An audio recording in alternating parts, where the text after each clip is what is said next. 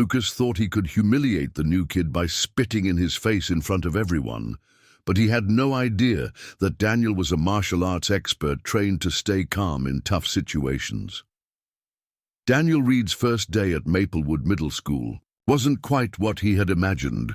The morning sun shone brightly over the cracked sidewalks of Phoenix, Arizona, and the air still had a chill from the night before. His mom dropped him off with a warm smile, her hand gently brushing the back of his neck before he got out of the car.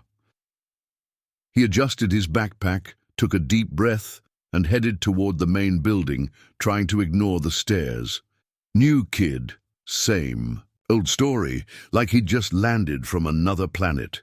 Inside, the school smelled of floor cleaner, burnt pizza, and teenage energy. Daniel didn't mind. He just wanted to stay under the radar long enough to figure things out. His homeroom. Teacher Mr. Jenkins was friendly enough, a tall man with graying hair and sleeves rolled up to his elbows, as if he had been teaching forever. He introduced Daniel with minimal fanfare. "This is Daniel Reed. He's from Tucson. Let's make him feel welcome." Then it was back to taking attendance. Daniel sat in the back row. Nobody said a word to him, and no one passed him a note. He preferred it that way, but schools like Maplewood had their own unspoken rules. Daniel quickly noticed there were loud kids, quiet kids, invisible kids, and then there were kids like Lucas Thompson. Lucas wasn't one to sit still. He moved through the halls like he owned them, always chatting and laughing loudly enough for others to hear, even when the jokes weren't funny. People laughed anyway, some out of fear, others just to get by. Daniel first noticed him at lunch. On Monday, Lucas cut the line like he owned it, then turned to the girl behind him and made a comment about the smell of new kids and terrible cafeteria food. He looked straight at Daniel when he said it. Daniel didn't blink. He just kept moving. Forward, eyes on his tray. That night at home, Daniel's mom asked him how school went. "It's fine," he replied, spooning pasta onto his plate. "Did you meet anyone?" He shrugged.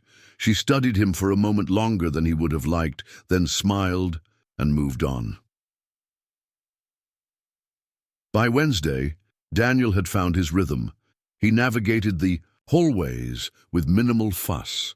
He sat at the edge of group tables in the cafeteria, headphones half in, just enough to be left alone, but not so much that he seemed rude.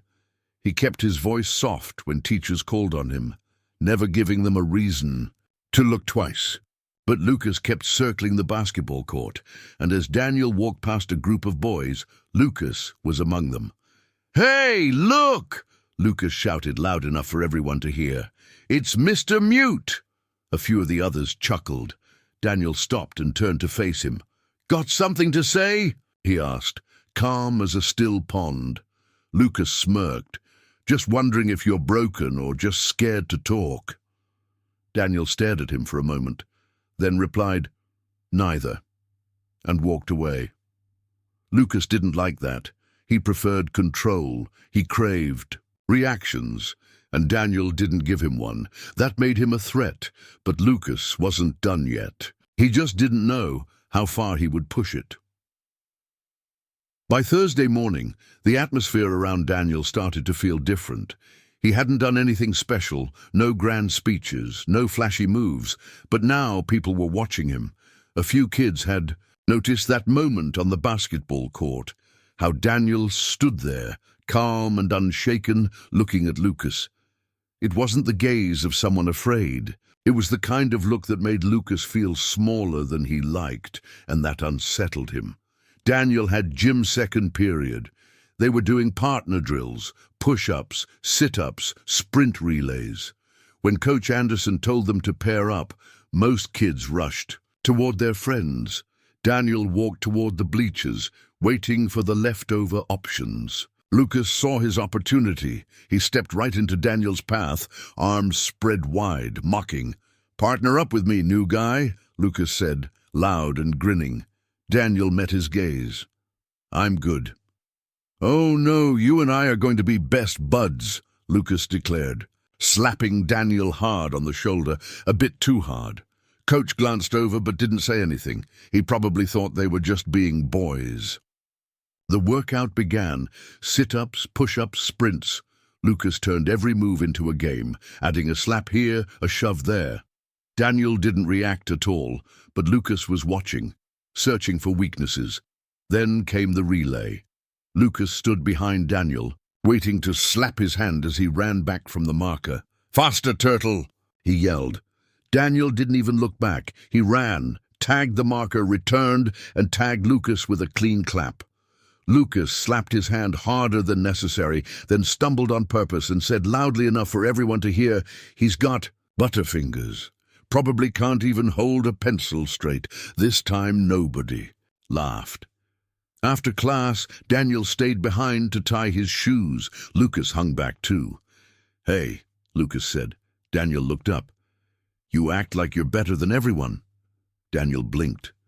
"No, I just don't talk when I don't have anything worth saying." Lucas stepped closer, getting too close. "You calling me dumb?" Daniel didn't flinch. "I'm saying you talk too much." That hit home. You could see it register. Lucas backed off, but his eyes burned. Later that day, word had already begun spreading around campus. Not anything specific, just whispers. A kid who stood up to Lucas without saying much, a kid who didn't laugh, didn't flinch, didn't try to fit in. The thing about kids that age is they notice power shifts like animals in a pack, and Lucas felt his control slipping. He couldn't let it slide. That afternoon, just before lunch, Daniel walked into the cafeteria and saw his usual table half full. 3 sixth graders sat there, heads down, munching pizza. Daniel didn't say a word. He just sat at the end of the bench and unwrapped his sandwich. That's when Lucas made his move. He approached with 2 of his friends, Ben and Josh, both more followers than leaders. Lucas slammed his tray down on the table, loud enough to make the 6th graders look up and scoot away. Then he turned to Daniel. "You know, I've been thinking about you," Lucas said, cheerful and loud. Daniel chewed, said nothing. "You're not better than anyone here. Just because you're quiet doesn't make you smarter or cooler or stronger." Daniel put his sandwich down. "I never claimed I was." Lucas leaned in, his voice low now. "But you think it." There was a pause, one of those moments where everything hangs in the air like a held breath.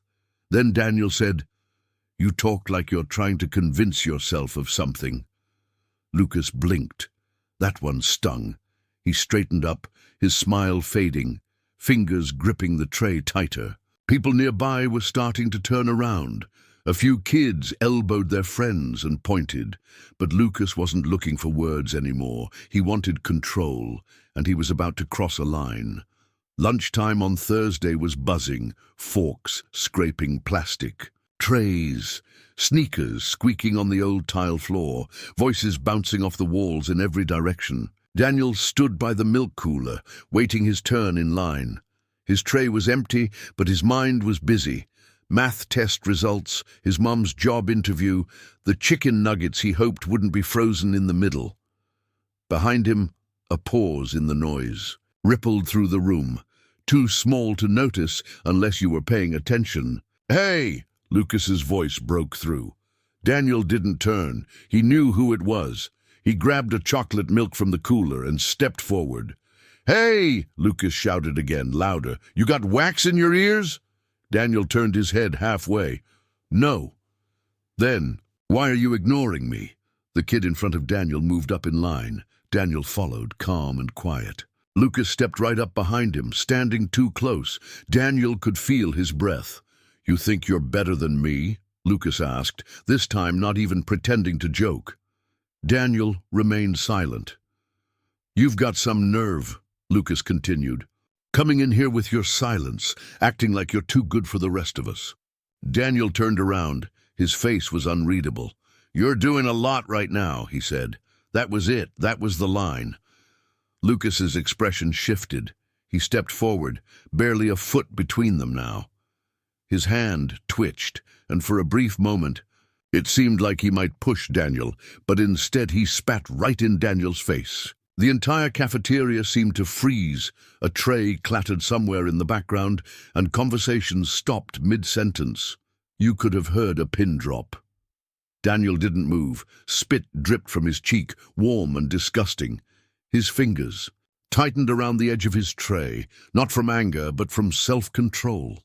He reached into his pocket, pulled out a napkin, and wiped his face in one slow, deliberate motion. Then he looked Lucas in the eyes, and that look, calm, focused, and composed, shifted something in the atmosphere. Lucas took a half-step back, just barely, not enough for most to notice, but Daniel did.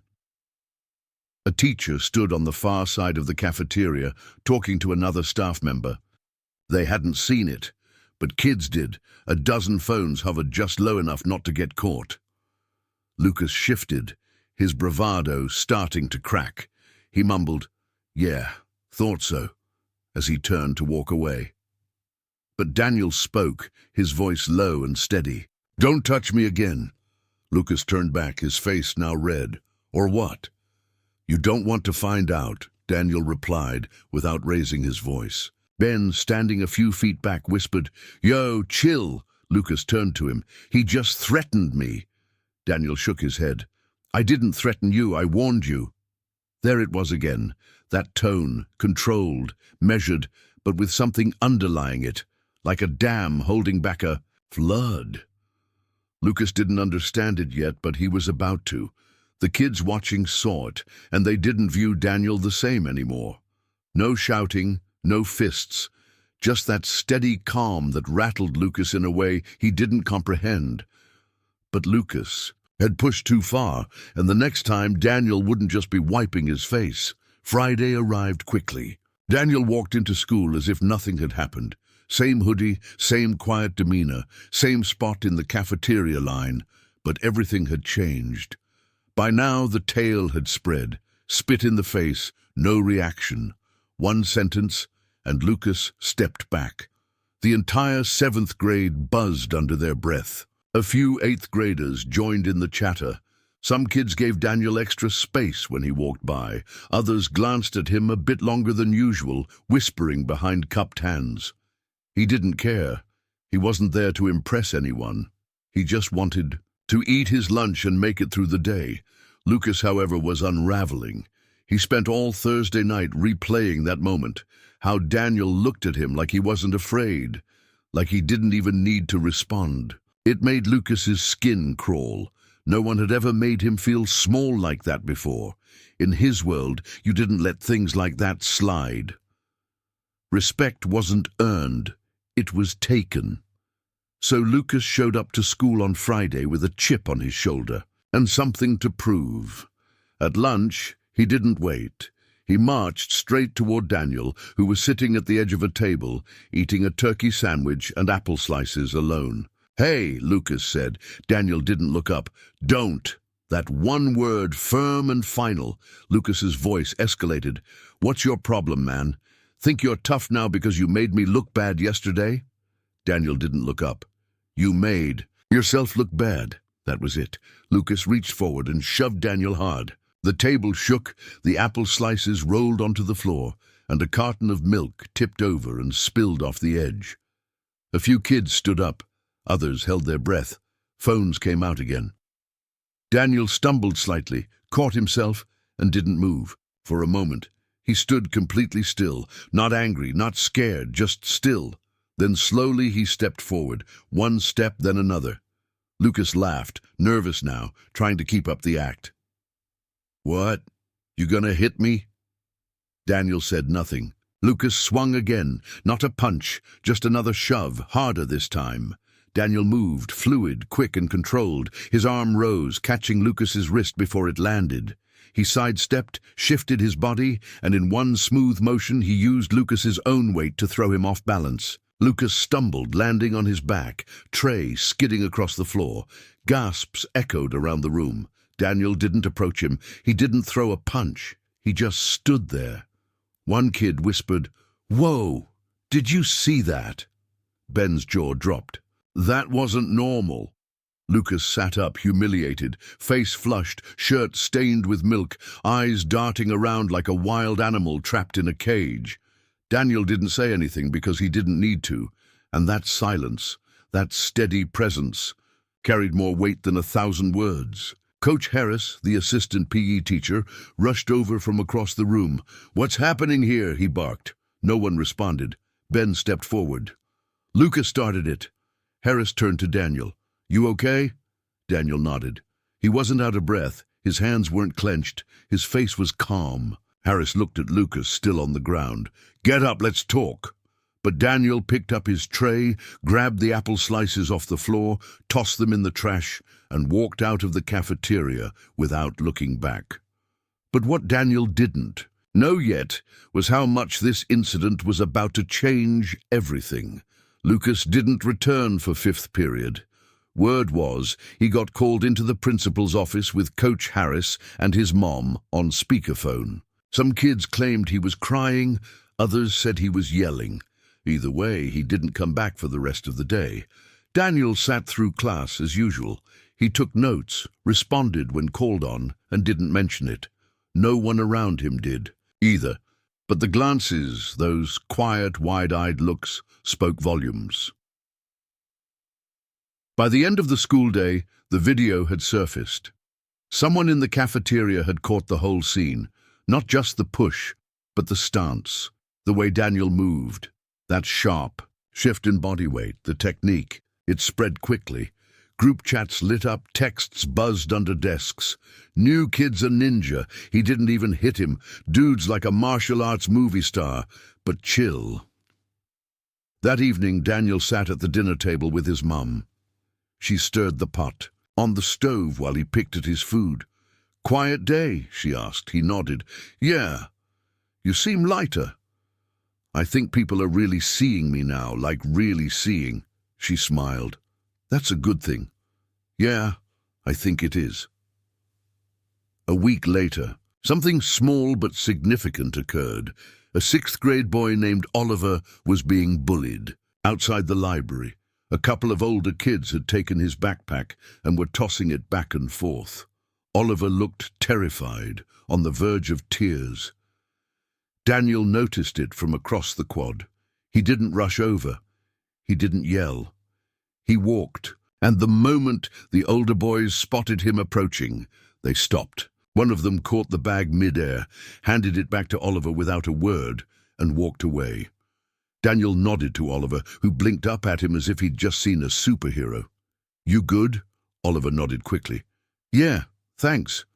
"Next time, don't. Wait for someone else to help. Speak up." "I was scared." "It's okay to be scared. Just don't stay silent because of it." Oliver clutched his backpack tightly. "You're not scared?" Daniel thought for a moment. "I'm trained to stay calm." "No way!" Oliver exclaimed. Daniel walked away without glancing back. He didn't need the moment to last forever. He just wanted Oliver to remember it. Sometimes standing your ground doesn't mean throwing a punch.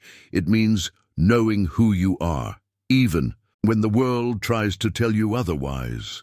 Daniel didn't fight for a title. He didn't seek validation from a crowd.